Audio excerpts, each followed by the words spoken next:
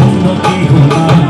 স্বার্থ ছাড়া ভালোবাসে শুধু বাবা মা, স্বার্থ ছাড়া ভালোবাসে শুধু আমার মা। স্বার্থ ছাড়া বন্ধু বান্ধব কাছে বাসে না, বিনা স্বার্থে দুনিয়ায় কেউ ভালোবাসে না।